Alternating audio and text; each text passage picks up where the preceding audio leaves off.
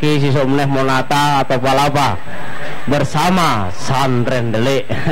Dan juga terima kasih Wijung Rawuh untuk Kang Uce dan juga Kang Saiba dan juga Kang Rauf dan juga dulur-dulurku semua yang hadir di acara Nongkrong Tobat di malam Jumat Kliwon. Pasaran Pitu hitungan wolu ngalor ngetan ora entuk, tapi di malam hari ini kita bisa nongkrong tobat mendengarkan tausiah dari Kang Uce dan juga Kang Saiba.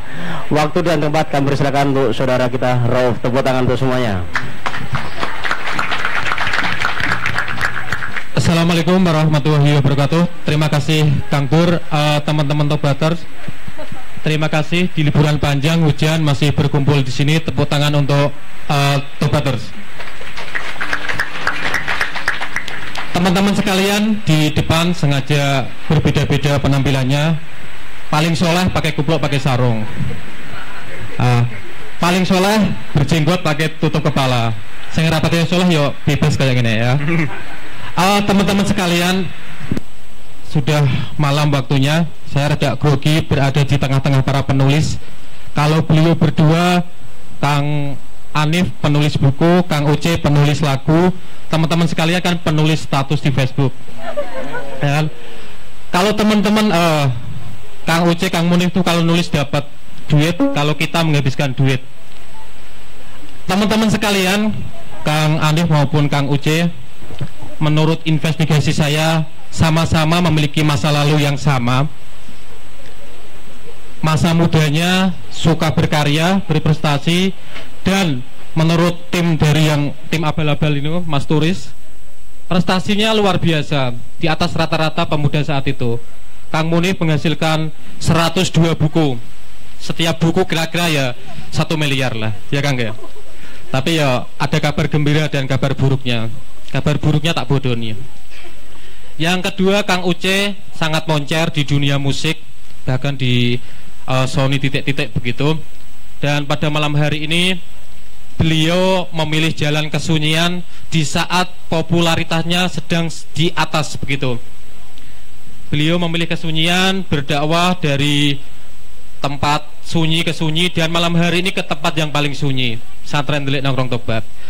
Begitu teman-teman sekalian, beliau akan menceritakan bagaimana proses hijrahnya di saat dulu mudanya seperti itu dan sekarang menjadi orang-orang yang menginspirasi begitu. Beliau menemukan titik balik menjadi manusia yang benar-benar lurus di jalannya Allah karena hijrahnya, tobatnya. Kalau kita setiap malam Kamis di nongkrong tobat, di kampung tobat tapi ra tobat-tobat, kira-kira ngono ya. Teman-teman sekalian, kita sambut dengan tepuk tangan yang meriah Kang Anif dan Kang Uce. Sebelumnya saya lupa tadi, ada yang mobil City jendelanya terbuka. Nanti kalau pulang kopoh joknya. Mobil City di tulisan Santren Delik, di bawahnya Santren Delik. Mobil siapa? Pernah sing aku? Karena jendelanya kaca terbuka. Orang sing aku. Oh. Ben ki ora wis ora sing aku. Sudah. Dan langsung monggo. Kang Dur dan teman-teman Tobaters, mau tepuk tangan Pak Urung? Tepuk tangan sik to. Ustadz Anif dan Ustadz Uce, kalau sudah duduk saya manggilnya Ustadz begitu. Tadi sudah saya singgung sedikit bahwa kalau kami itu kan tanda kutip tobatnya, solehnya itu follower lah. STMJ kadang ya lurus, kadang ya menggok begitu kira-kira. Kalau Ustadz Anif dan Ustadz Uce ketika sudah menentukan titik kami bertobat, kami hijrah, lurus terus, tidak belok-beloknya. Itu Kang Anif, Kang Uce, mohon untuk inspirasinya itu berbagi bagaimana sehingga menemukan titik hijrah, memutuskan meninggalkan hal-hal yang mewah itu, hal-hal yang menarik di dunia luar, akhirnya memilih jalan sunyi begitu. Mohon kami diberi inspirasi dan agar kami lurus begitu dalam menentukan ajaran-ajaran Islam ini. Monggo Kang Anif dulu.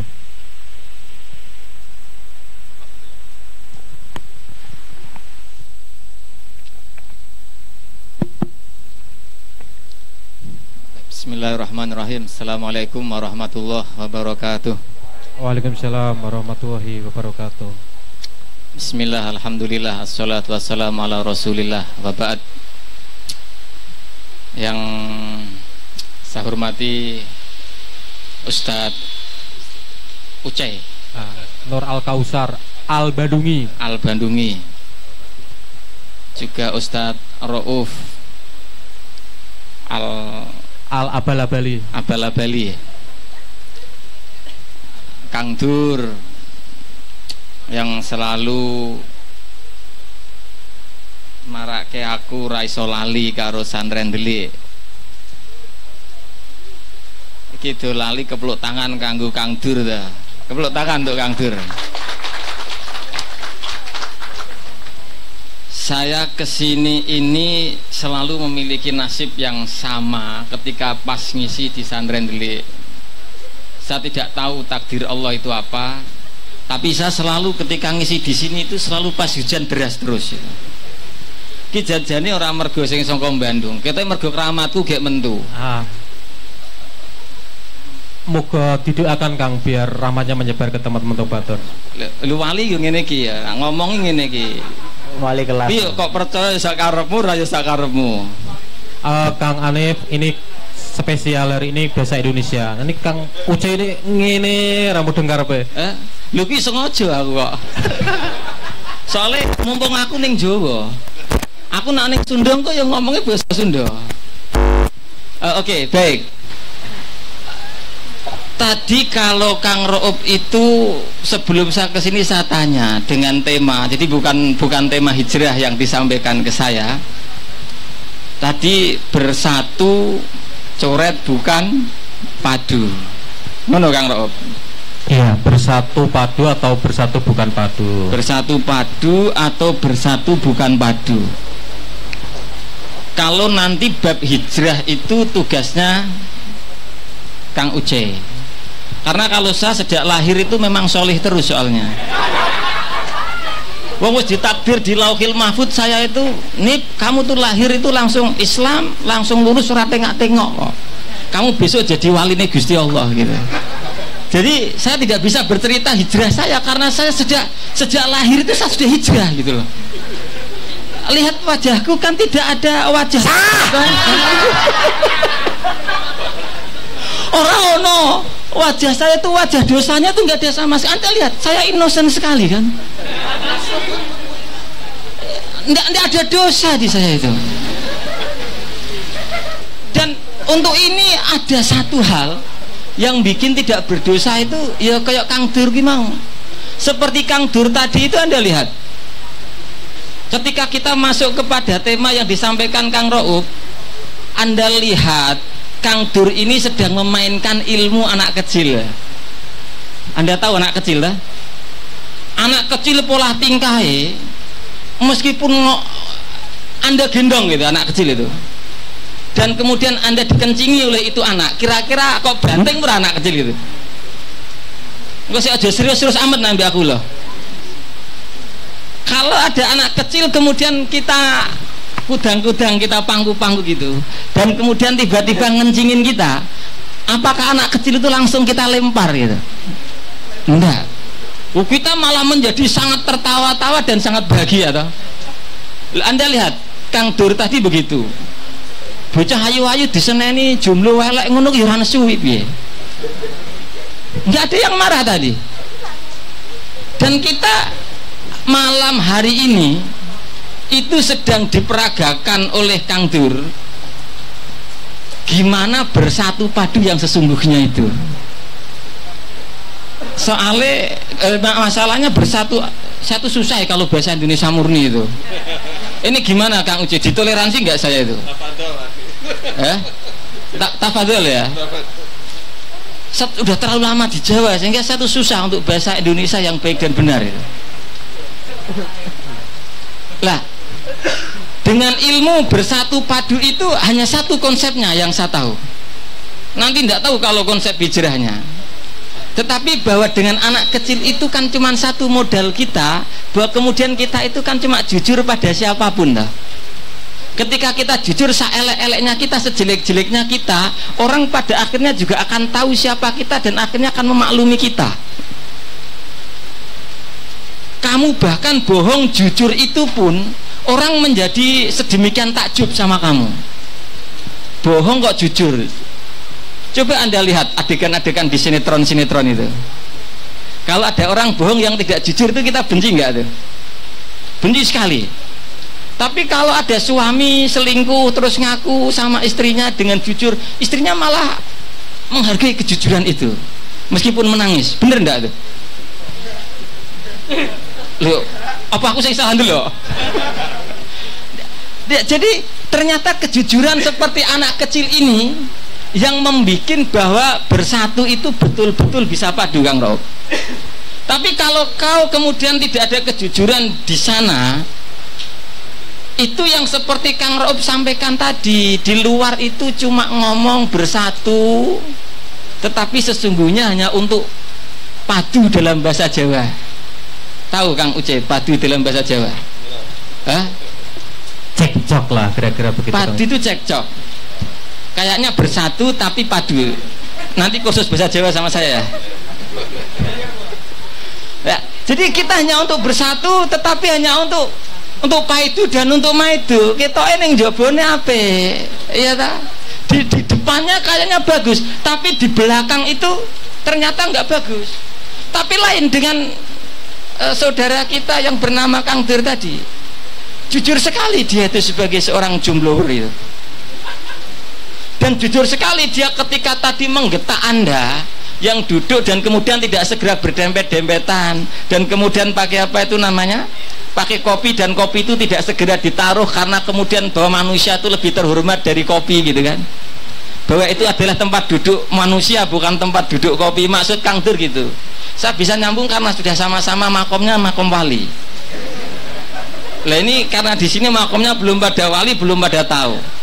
Lah dari sini itu tidak perlu modal yang banyak untuk apapun buat kita, bahkan termasuk nanti kalau mau hijrah kayak apapun. Saya hanya teringat satu hal, ingin mengakhiri dengan sebuah kisah. Saya tidak perlu banyak karena ada yang jauh. Saya ingin mengakhiri dengan sebuah kisah kejujuran seorang ulama yang bernama Imam Al-Jurjani. Kurung imam, masih muda itu Imam Al-Jurjani. Daerah Al-Jurjan itu daerah jauh dari Arab Saudi, dari Haromen, dari Makkah sama Madinah itu jauh. Syam masih ke sana sedikit. Ini orang biasa pada waktu itu. Tapi dia ketika pada saat muda itu jujur banget dia, karena pengen, meskipun beliau bukan orang besar, bukan ini, bukan tokoh besar, bukan ini, dia punya cita-cita besok aku pengen punya keturunan yang keturunanku itu menjadi imam di dua tanah haram, menjadi imam besar di Mekah sama di Madinah. Itu kira-kira kayak ada tiba-tiba santren delik Kang Rauf sing ora sapa, yang bukan siapa-siapa, yang kemudian juga jauh dari peradaban Haromen itu, tiba-tiba punya cita-cita, aku besok kalau punya anak, aku ingin anakku jadi imam di dua tanah suci itu. Ini kalau kita yang ada di tangganya, kira-kira kita marah nggak tuh? Kalau orang Jawa, ibu saya pasti bilang, weh ngimpi rasa keduren, kok nak tiba ndak loro. Kamu kalau memimpi, bisa terjemah ke bahasa Indonesia bagi yang tidak paham. Kamu kalau mimpi jangan terlalu tinggi. Kalau tinggi nanti kamu bisa jatuh, dan kalau jatuh kamu tuh nanti bisa sakit. Tapi Jurjani ini enggak. Beliau kemudian ketika ngomong ini, dia punya seorang guru, dan gurunya ini ngasih nasihat cuman sederhana. Kalau kamu ingin punya anak dan anakmu atau keturunanmu nanti menjadi imam di tanah suci, imam di dua tanah suci di Madinah sama di Mekah, yang fatwanya menjadi dengar sama seluruh orang, syarat kamu cuma satu, kamu jujur pada Allah. Dan ketika kamu jujur pada Allah tuh buktinya cuma satu, bahwa setiap yang kau makan itu kamu harus bisa yakin 100% itu halal.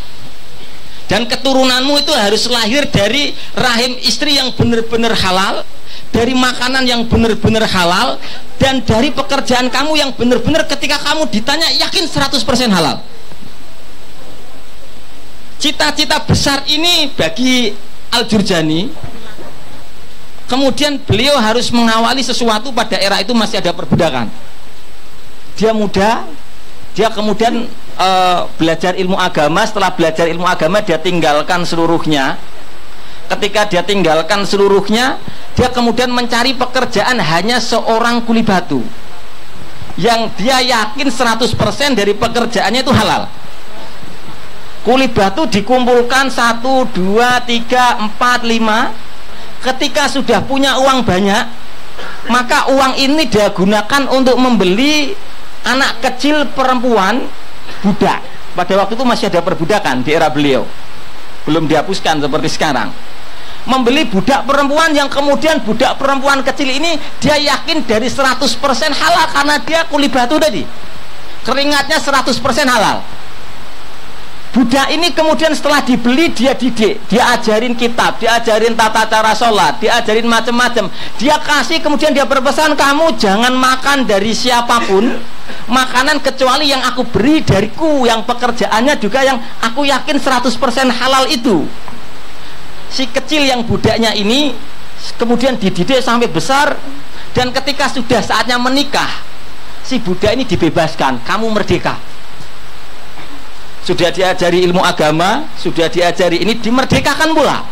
Setelah merdeka, kamu berhak menentukan masa depanmu sendiri, siapa jodohmu, siapa ini itu. Dan karena kamu merdeka dan aku merdeka, kemudian Al-Jurjani ini ngelamar, mengkhitbah, maukah kamu menjadi istriku? Kalau kamu tidak mau juga nggak apa-apa, kata Al-Jurjani. Tapi karena ternyata si perempuan ini, gadis tadi yang sudah besar, mantan budak tadi, akhirnya mau. Ketika mau kemudian dinikahi oleh Al-Jurjani. Ketika dinikahi ini akhirnya punya anak. Punya anak, saat kemudian diomongin terus sama diri, kalau nanti dia sudah mulai menyusui, mau apapun, jangan dikasih dari siapapun, tetangga dari apapun jangan, kecuali dari apa yang aku hasilkan. Anak ini suatu saat Al-Jurjani bekerja. Pada saat bekerja, pulang bekerja, anaknya ini dipegang oleh tetangganya dalam kondisi menangis, yang kemudian disusuin oleh tetangganya.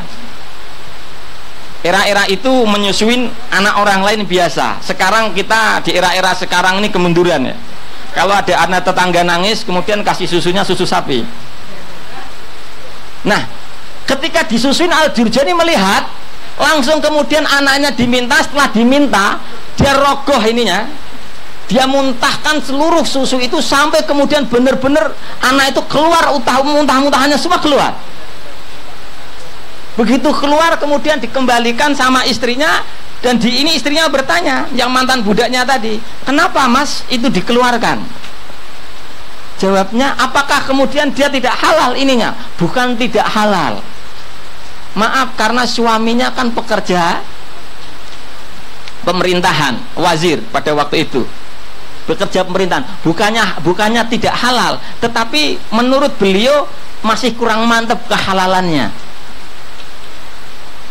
Singkat cerita, akhirnya Al-Jurjani dengan anak yang seperti ini, kejujurannya pada Allah, kejujurannya pada nasihat gurunya, dan kejujuran dirinya ingin punya anak yang benar-benar jadi Imamul Haramain. Anak ini besar, dan kemudian anak ini akhirnya benar-benar jadi Imamul Haramain yang terkenal itu.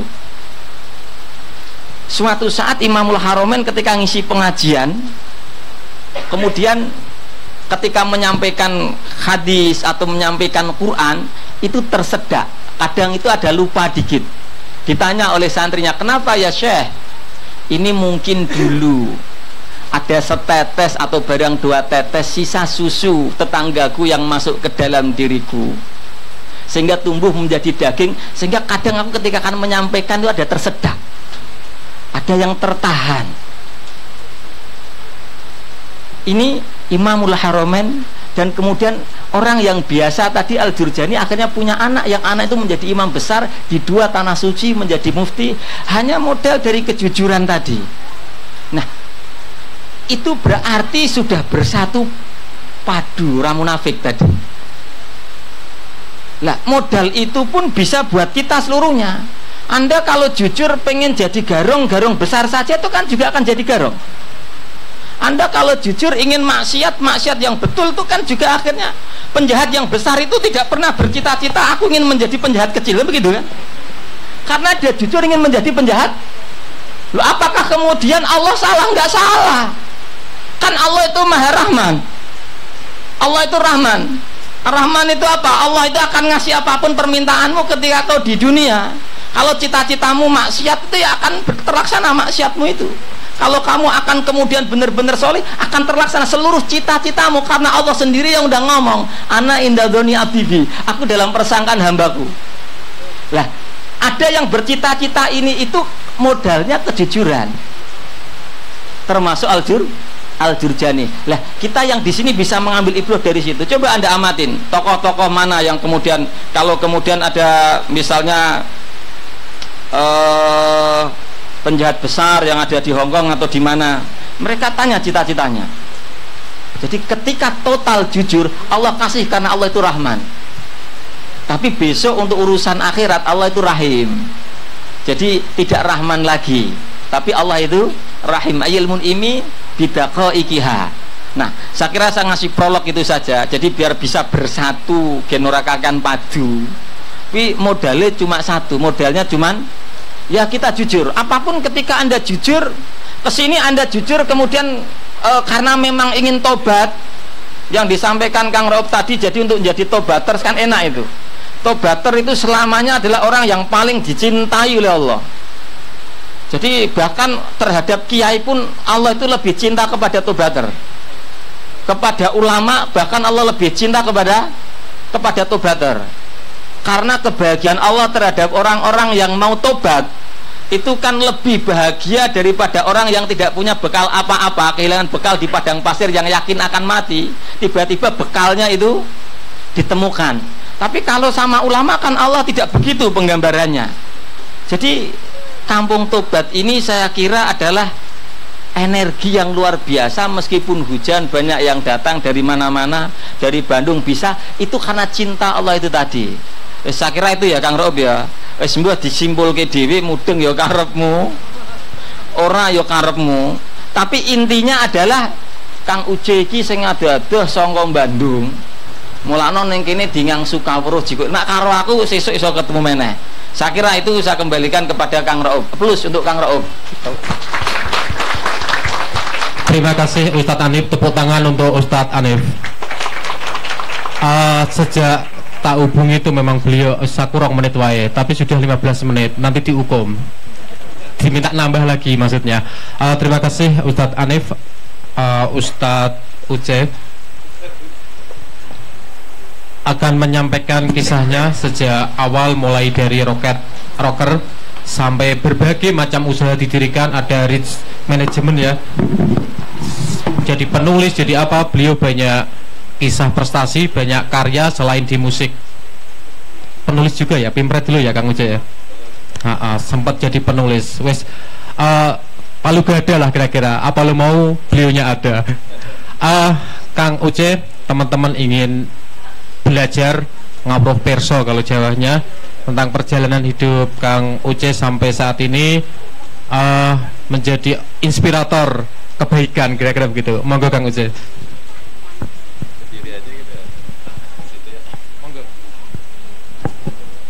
Bismillahirrahmanirrahim. Afwan, saya berdiri aja ya, biar nafasnya enak, karena maklum kondisi perut agak-agak kurang bersahabat. Ya, assalamualaikum warahmatullahi wabarakatuh. Ya, alhamdulillahirabbil alamin, wassalatu wassalamu ala asyrafil anbiya wal mursalin wa ala alihi washabihi ajmain, amma ba'd. Oke, segala puji serta syukur karyat Allah Subhanahu wa taala yang sudah menghimpun kita di sini, luar biasa sekali. Kita bersyukur kepada Allah Subhanahu wa taala kita bisa dipertemukan di sini dengan suasana yang sangat hikmat ya. Hujan rintik-rintik ya, dimana doa-doa itu insya Allah mustajab. Jadi perbanyak doa ketika hujan turun ya.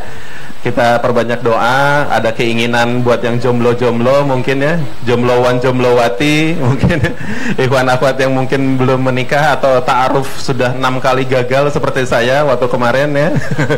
Terus berjuang ya, jadi terus panjatkan doa, karena senjata bagi kaum mukmin adalah doa ya. Jadi ini waktu mustajab, insya Allah di tempat yang sangat mulia ini juga, majelis ilmu, insya Allah doanya mustajab ya. Sebelumnya afwan juga buat Ustadz, Ana yang fakir ilmu ini sudah lancang menyampaikan kisah masa lalu Ana. Jadi sebenarnya apa yang akan saya sampaikan ini sebenarnya sesuatu yang mungkin sudah lumrah di masyarakat. Seseorang hijrah, that's it gitu. Cuman mungkin apa yang saya sampaikan di sini secara detail akan akan menghasilkan hikmah buat teman-teman semua. Ada ibroh yang bisa diambil. Tidak lupa salawat serta salam kita tumpah curahkan kepada Nabi besar kita, Nabi Muhammad SAW, yang sudah menyebut-nyebut nama kita di akhir hidupnya. Mudah-mudahan kita semua bisa menjadi tongkat estafet ajaran Nabi Muhammad SAW. Amin. Dan kita amanah dengan apa yang kita pegang sekarang, yaitu setiap manusia ini sebenarnya, setiap muslim itu adalah seorang da'i kan ya. Jadi sampaikan walaupun satu ayat, insya Allah kalau kita bisa mengajak teman-teman untuk hijrah, untuk sama-sama menggapai ridho Allah, insya Allah kita akan mendapat kebaikan juga. Nah sekarang untuk mempersingkat waktu, kita mulai aja langsung ngomongin tentang masa lalu saya. Sebelumnya ada yang tahu band Rocket Rockers nggak? Oh, nggak ada nih Kang. Ada yang tahu nggak Rocket Rockers? Belum. Lumayan ada 4 yang tahu ya. Memang kita tidak terkenal Kangen Band atau Wali gitu ya. Perlu diingatkan 1-2 lagu lah. Iya. Oh jangan. Atau Noah gitu ya. Ini Noah. Ya, saya tidak terkenal mereka, tapi lumayan lah. Kalau di Bandung itu kan, Bandung itu kota yang terkenal dengan banyak menghasilkan musisi ya. Dan saya itu hidup di zaman ketika internet itu lemot. Internet itu nggak kayak sekarang kan. Sekarang kuota bebas apa segala macam gitu ya. Paket udah pada murah segala macam. Orang nonton YouTube udah bebas. Zaman dulu boro-boro. Jadi kalau pengen eksis itu anak muda Bandung itu harus bisa punya karya. Nah salah satunya adalah kita pengen eksis dulu sebagai anak muda kan. Ini kan haus akan pengakuan, bener gak? Anak muda itu haus akan pengakuan kan. Kalian sekarang eksis gampang, tinggal foto kan, tadi selfie sama teman-teman. Wah lagi ada di Tobaters nih, segala sama teman-teman Tobaters. Masuk ke pet Instagram, terus apa lagi, Facebook gitu ya, fans. Ini orang lama kayak. Terus udah gitu, udah 2 jam fotonya diupload, nggak ada yang nge-love, akhirnya sedih, galau gitu kan. Kesel banget sih, ini udah 2 jam nggak ada yang nge-love, padahal saya selfie-nya ini udah 100 kali ini, yang kepilih cuma 1, ini nggak ada yang nge-love lagi. Wah langsung ribut sama temennya gitu kan. Rata-rata galawers ya, anak muda sekarang itu sensitif, urusan kayak gitu aja sensitif. Tapi ya insya Allah ya, kalau udah taubaters, wah bakal jadi ya lebih maco lah ya, jadi mujahid baru sekarang ya. Jangan sampai yang kelemar gitu ya, ingin hilang ingatan gitu apa, nggak jelas gitu. Itu band apa itu, ingin hilang ingatan deh. Vokalisnya nggak jelas juga, di antara gendut atau cabi, nggak jelas. Oke, terus anak muda itu ingin tampil beda kan, dari segi mindset, dari segi fashion, semua menabrak batas. Saya ada di komunitas itu dulu. Saya dulu kumpulnya sama anak-anak underground, anak-anak punk, anak-anak hardcore gitu ya, gitu ya. Kalau yang suka musik-musik kayak gitu mungkin tahu kali ya teman-teman juga. Saya teman-temannya rata-rata di anak-anak underground, musik-musik yang tidak lazim lah disebutnya ya. Jadi rootsnya itu rata-rata dari band-band Eropa, band-band Amerika gitu ya. Sanatnya itu ke sana, Jadi kalau ngedengerin lagu band lokal gitu, ngedengerin apa ini The Sigit, nah saya tahu ini sanatnya pasti ke Led Zeppelin ini gitu kan gitu ya. Dia mengambil ini musiknya era-era salaf gitu. Biasanya orang-orang terdahulu biasanya. Ini yang udah ngaji pasti ngerti. Ya seperti itu. Di musik juga seperti itu, sama ya. Ada urutan silsilah-silsilahnya aliran musik ya, banyak lah ya. Terus materi menjadi fokus utama, jadi keluar rumah tuh mikirin gimana caranya dapat uang, gimana caranya diakui masyarakat dan lain-lain. Terus menghamba pada passion, punya passion nggak apa-apa, punya hasrat misalnya